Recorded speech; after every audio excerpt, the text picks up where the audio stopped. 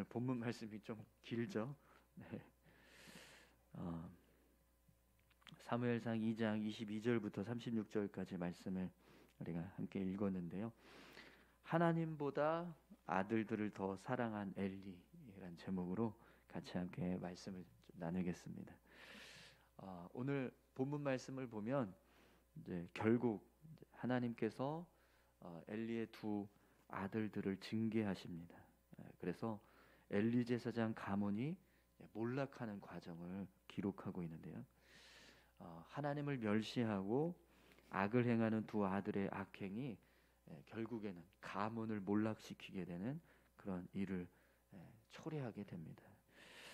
그런데 오늘 본문 말씀을 보면 엘리 제사장 가문이 그냥 이렇게 몰락하지 않을 수 있는 그런 기회가 있었다는 것을 우리가 본문을 통해서 알 수 있습니다.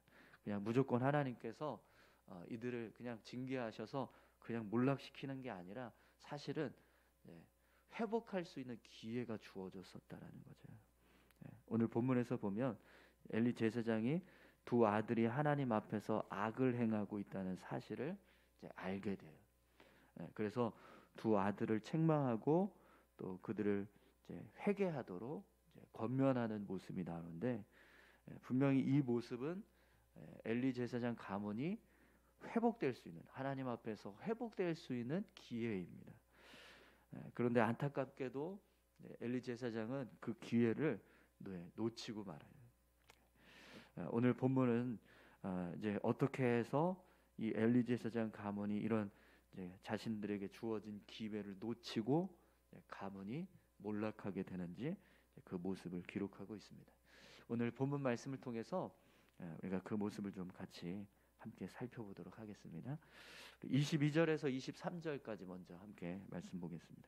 엘리가 매우 늙었더니 그의 아들들이 온 이스라엘에게 행한 모든 일과 회막문에서 수종드는 여인들과 동침하였음을 듣고 그들에게 이르되 너희가 어찌하여 이런 일을 하느냐?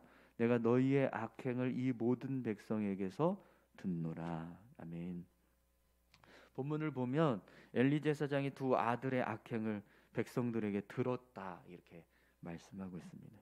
그 이제 알았다라는 거죠. 두 아들의 행실이 어떻게 악한지 이걸 다 알게 되었다라는 거예요. 어제 우리가 나눴던 말씀에서 보면 그들이 하나님께 제사를 드리는 과정에서 재물을 함부로 취하는 모습을 우리가 볼 수 있었습니다. 그런데 오늘 본문을 보니까요, 또 어떤 죄가 있죠? 회막문에서 수종드는 여인들과 동침하는 음행의 죄까지 그들이 짓고 있었다라는 것을 알게 돼요. 그럼 여러분, 이런 죄악된 행위들을 이제 하고 있는 이 아들들의 행위가 알려졌어요. 그러면 그걸 안 엘리 제사장은 이 문제를 바로잡기 위해서 두 아들들에게 어떤 일을 해야 될까요? 사실 이 과정들을 보면 이 두 가지 죄는요, 율법에 의해서 다스려져야 합니다. 그러니까 그냥 어떤 이제 자기 생각에 따라서 이렇게 처리해야지 하고 어떤 징계 절차를 진행하는 게 아니라 율법이 정한 대로 그 징계를 이제 진행을 해야 되는 거죠. 그래서 사실은 제사장직을 파면시키고요, 그들에게 회개를 종용해야 됩니다. 그게 아니더라도 하나님께서 용서해 주실 때까지, 그들에게 제사장 직분을 허락해 주실 때까지 그들이 가지고 있는 직분을 정지시키는 거예요. 그리고 회개할 수 있는 기회를 주는 겁니다. 그 모습이 가장 하나님 앞에서 올바른 모습입니다. 그런데 오늘 본문 말씀을 보면 엘리 제사장이 어떻게 하고 있는지 한번 보세요. 24절 25절입니다. 내 아들들아 그리하지 말라. 내게 들리는 소문이 좋지 아니하니라. 너희가 여호와의 백성으로 범죄하게 하는도다. 사람이 사람에게 범죄하면 하나님이 심판하시려니와 만일 사람이 여호와께 범죄하면 누가 그를 위하여 간구하겠느냐 하되 그들이 자기 아버지의 말을 듣지 아니하였으니 이는 여호와께서 그들을 죽이기로 뜻하셨음이더라. 아멘. 엘리 제사장이 그냥 말로 두 아들을 책망하고 있습니다. 어떤 징계 절차를 진행하는 게 없어요. 죄를 징계하기 위해서, 회개를 촉구하기 위해서 어떤 징계가 전혀 없습니다. 그냥 말로만 책망을 하는 거예요. 네, 사실 본문의 말씀을 보면 엘리 제사장의 책망은요, 책망도 아닙니다. 그냥 설득이에요. 아들들에게 그렇게 하면 안 돼, 이렇게 설득하고 있습니다. 네, 여러분, 지금 이 엘리 제사장의 두 아들이 행하는 죄는 그냥 말로 설득해서 넘어갈 수 있는 죄가 아닌 거예요. 반드시 징계가 따라야 하는 죄들입니다. 그런데도 불구하고 엘리 제사장은 두 아들에게 그런 전혀 징계를 행하지 않고 있는 거죠. 그래서 결국 어떤 일이 일어나게 됩니까? 하나님의 사람이 엘리 제사장에게 찾아옵니다. 하나님께서 당신의 말씀을 전하기 위해서 선지자를 보내셨다라는 거예요. 그 내용이 27절에서 29절까지 기록되고 있습니다. 하나님의 사람이 엘리에게 와서 그에게 이르되 여호와의 말씀에 너희 조상의 집이 애굽에서 바로의 집에서 속하였을 때에 내가 그들에게 나타나지 아니하였느냐. 이스라엘 모든 지파 중에서 내가 그를 택하여 내 제사장으로 삼아 그가 내 제단에 올라 분향하며 내 앞에서 에봇을 입게 하지 아니하였느냐. 이스라엘 자손이 드리는 모든 화제를 내가 내 조상의 집에 주지 아니하였느냐. 너희는 어찌하여 내가 내 처소에서 명령한 내 제물과 예물을 밟으며 내 아들들을 나보다 더 중히 여겨 내 백성 이스라엘이 드리는 가장 좋은 것으로 너희들을 살찌게 하느냐. 아멘. 지금 하나님의 사람이요, 엘리 제사장 가문이 제사장 직분을 감당하게 되었던 과정을 지금 설명하고 있습니다. 그런데 이 제사장 직분의 시작이 언제부터였다라고 말씀하고 있죠? 출애굽 때부터였다라는 걸 지금 이야기하고 있어요. 출애굽 때부터, 이스라엘 백성들이 출애굽하는 과정 때부터, 그때부터 이 엘리 제사장 가문이 제사장직을 감당하고 있었다라고 하는 그 역사를 지금 설명하는 겁니다. 출애굽에서부터 시작되었던 이 가문의 역사를 지금 이야기를 하는 거죠. 그럼 여러분, 결국 이게 무슨 뜻을 의미할까요? 엘리 제사장과 두 아들의 죄악이요, 수백 년 동안 걸쳐왔던 가문의 전통을 무참히 짓밟는 일을 행하고 있었다라는 거예요. 하나님께서 수백 년에 걸쳐서 아론 가문을 통해서 제사장의 직분을 감당하게 하셨는데, 이제 그 가문의 전통을 이 엘리 제사장과 두 아들이 아주 다 그냥 잃어버리는 일을 하고 있다라는 거죠. 그래서 하나님께서 뭐라고 말씀하세요? 30절부터 33절을 보세요. 그러므로 이스라엘의 하나님 나 여호와가 말하노라. 내가 전에 내 집과 내 조상의 집이 내 앞에 영원히 행하리라 하였으나 이제 나 여호와가 말하노니 결탄코 그렇게 하지 아니하리라. 나를 존중히 여기는 자를 내가 존중히 여기고 나를 멸시하는 자를 내가 경멸하리라. 보라, 내가 내 팔과 내 조상의 집 팔을 끊어 내 집에 노인이 하나도 없게 하는 날이 이를지라. 이스라엘에게 모든 복을 내리는 중에 너는 내 처소의 환난을 볼 것이요 내 집에 영원토록 노인이 없을 것이며 내 제단에서 내가 끊어버리지 아니할 내 사람이 내 눈을 세잔하게 하고 내 마음을 슬프게 할 것이요 내 집에서 출산되는 모든 자가 젊어서 죽으리라. 아멘. 하나님께서 엘리 제사장과 두 아들로 인해서 아론에게 말씀하셨던 약속의 말씀들을 돌이키시겠다라고 말씀하고 계세요. 그러니까 영원히 제사장이 되게 하시겠다라고 아론 가문을 향해서 말씀하셨는데, 지금 그 말씀을요 돌이키셔서 이제는 더 이상 제사장 직분을 감당하지 못하게 하겠다, 이렇게 말씀하십니다. 엘리 제사장 가문이 제사장 직분을 감당할 수 있었던 이유는 뭐냐면, 아론 가문을 향해서 하나님께서 영원히 너희들에게 제사장 직분을 감당하게 하겠다라고 말씀하셨던 그 말씀 때문이었습니다. 그래서 그 말씀을 이어서 지금 엘리 제사장까지 온 거예요. 두 아들까지. 그런데 그게 이 두 아들로 인해서, 그리고 엘리 제사장으로 인해서 이제 중단되는, 이 가문이 이어받았던 이 제사장의 직분을 더 이상 감당하지 못하게 된다는 거죠. 또 엘리 제사장 가문 안에 있는 사람들은 젊어서 나이가 들어서 죽는 게 아니라 다 젊어서 죽게 된다라고 말씀합니다. 여러분, 지금 이 징계의 내용을 보면 정말 두렵고 무서운 징계가 아닐 수 없습니다. 그럼 여러분, 이런 징계가 내려지게 된 이유가 무엇인지 한번 생각을 해보세요. 29절에 보면 이런 말씀이 있습니다. 내 아들들을 나보다 더 중히 여겨. 하나님께서 엘리 제사장에게 너가 나보다 두 아들을 더 사랑했다, 이렇게 지금 말씀하고 계세요. 지금 이 징계가요, 엘리 제사장의 두 아들 때문에 일어난 것처럼 생각할 수 있지만 사실은 그렇지 않습니다. 이 징계 안에는 엘리 제사장의 죄도 함께 포함되고 있는 거예요.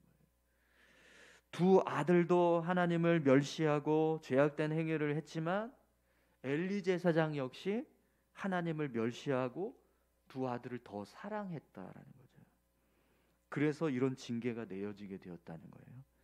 또 30절에 보면 하나님께서 이런 말씀도 하십니다. 나를 존중히 여기는 자를 내가 존중히 여기고 나를 멸시하는 자를 내가 경멸하리라. 엘리 제사장과 두 아들이 하나님을 멸시했다라는 거예요. 그래서 나도 너희를 경멸한다, 이렇게 지금 말씀하시는 거죠.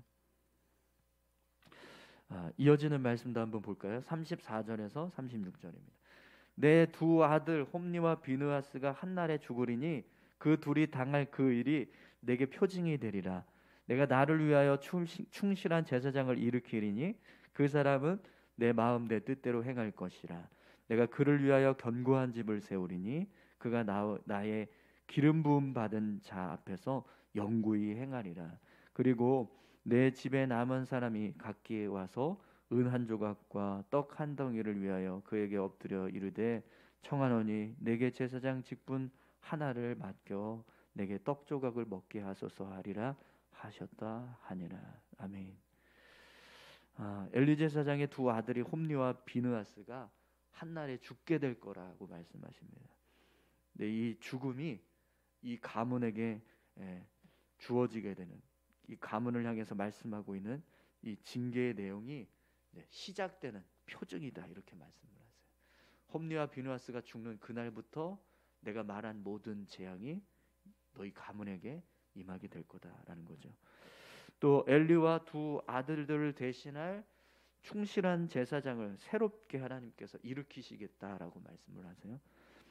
그리고 엘리 제사장 가문에서 남은 사람들은요, 하나님께서 새롭게 세우신 이 충실한 제사장 앞에 엎드려서 은 한 조각, 떡 한 종이를 위해서 구걸을 하는 겁니다. 나에게 제사장 직분 하나를 좀 맡겨주셔서 제가 좀 먹고 살 수 있게 좀 도와주십시오. 이런 일을 하게 될 거라는 거예요. 여러분, 하나님을 멸시하고 죄악된 행위를 일삼는 두 아들을 징계하지 않은 결과가 이렇게 무섭습니다. 하나님을 경외하지 않고 두 아들을 하나님보다 더 사랑했던 결과가 이렇게 무서워요.